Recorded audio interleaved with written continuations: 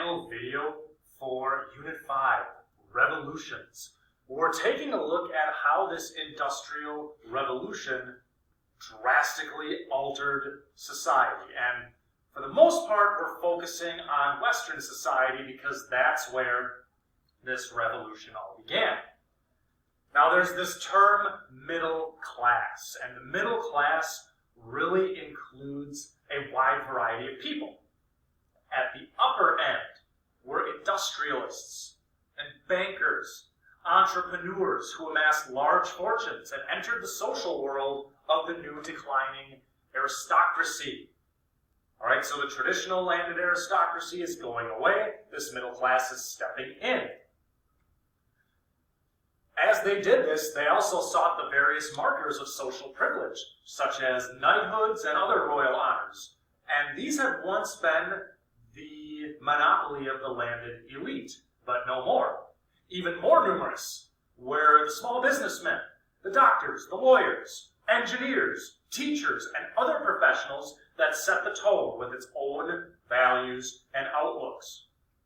Now, the common ideology of the middle class at this time was classical liberalism, which is defined by a belief in small government, education, and the law as guaranteed by constitutions. Their beliefs and agitation brought about the Reform Bill of 1832, which broadened the male but not the female electorate in England, meaning more people can now vote. This middle class culture can be, it's best exemplified by the characteristics of thrift, hard work, rigid morality, and cleanliness. Respectability was the key word, and this combines social status with virtuous behavior. Now, self-help by Samuel Smiles was one of the most famous examples of British middle-class ideology. The book stressed hard work and self-reliance, arguing that poverty was due to a lack of trying and a lack of thrift. Ultimately, the belief is that individuals were responsible for their own destiny, and 1 hour each day should be devoted to self-improvement. And it was said that this devotion to self-improvement would make an ignorant man wise within a few years.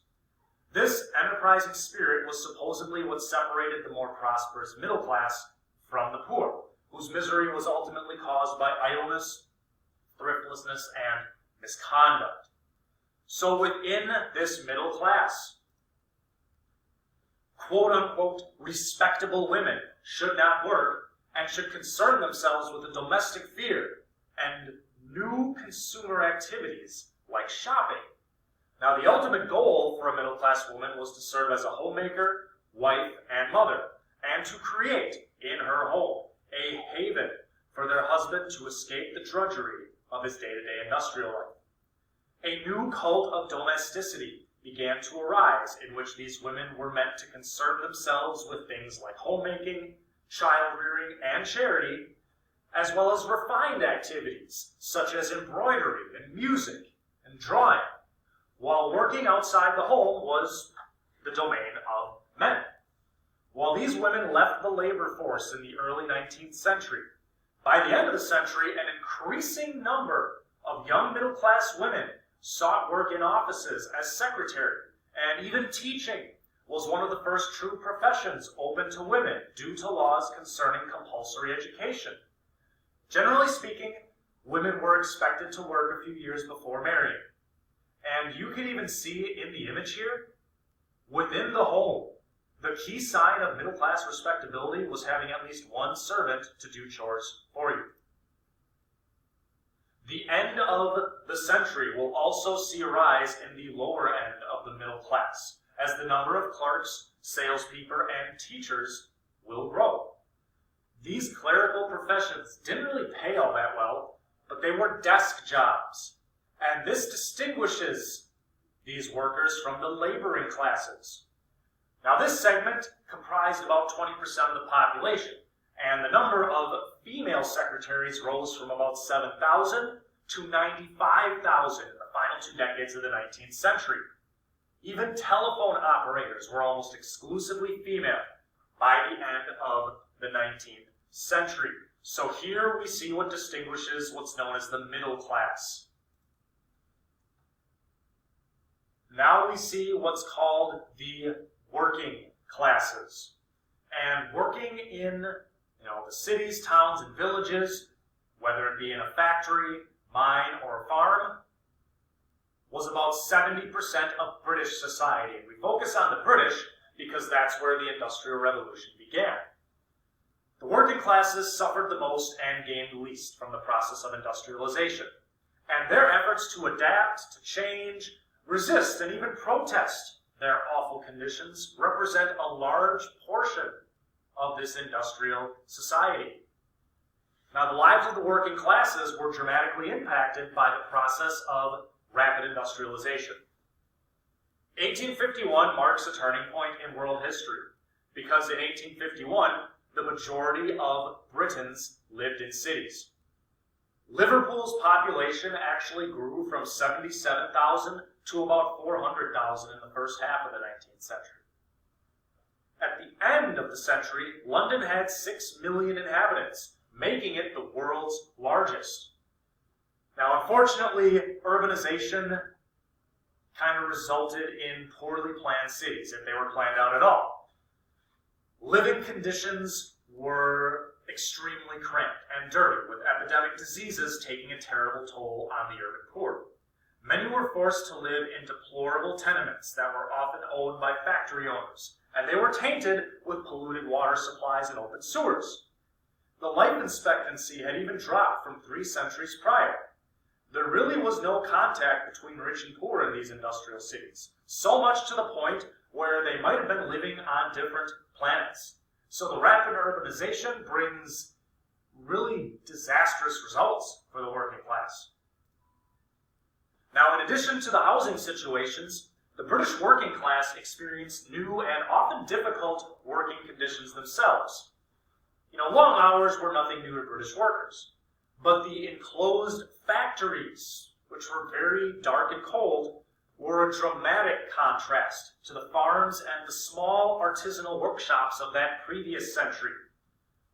The whistle dictated their lives. Right? The whistle signaled the beginning of a shift and the needs of the machines. And that whistle provided unwelcome conditions to former farmers who essentially had been their own businessmen. They were used to working on their own terms, no more.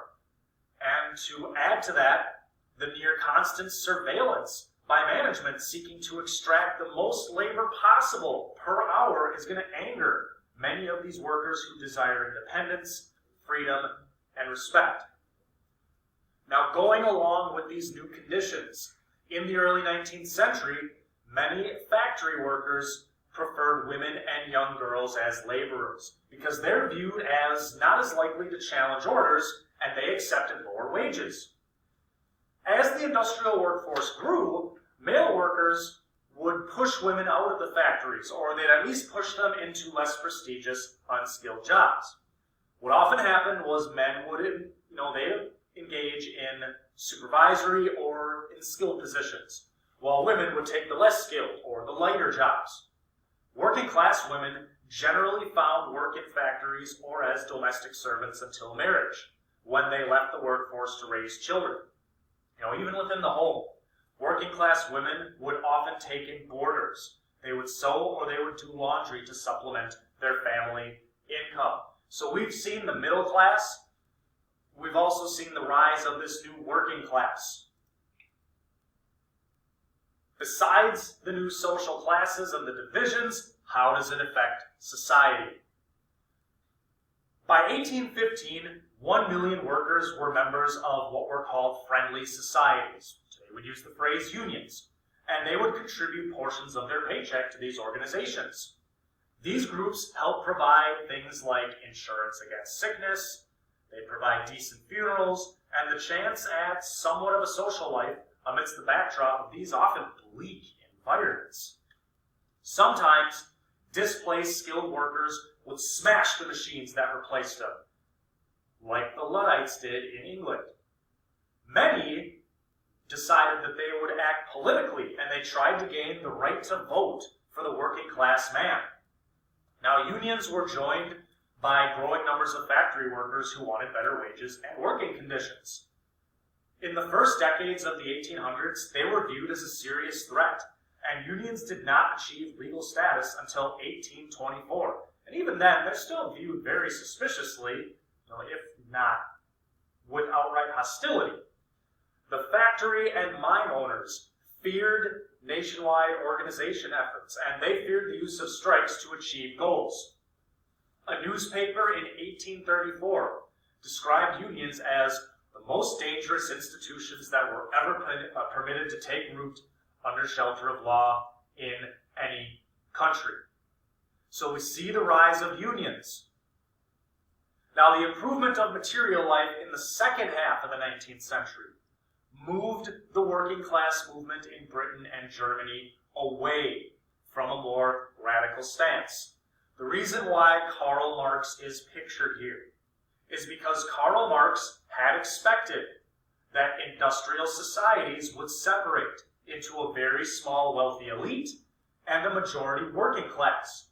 But he didn't expect the buffer zone of a relatively significant middle and lower class to emerge between the two. These middle classes were not necessarily wealthy, but they were proud that they didn't have to use manual labor to make their living. And, Marx didn't foresee their emergence as a social class, and he also didn't expect that workers could improve their standard of living within the framework of capitalism itself. Wages will increase because of pressure from unions. Imported foods, as a continuation of the Columbian Exchange, will improve diets. Infant mortality will fall due to better hygiene practices, and shops catering to working class families will increase.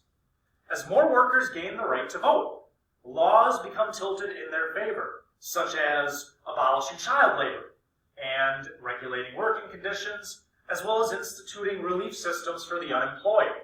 Sanitation reforms will also begin to clean up the cities.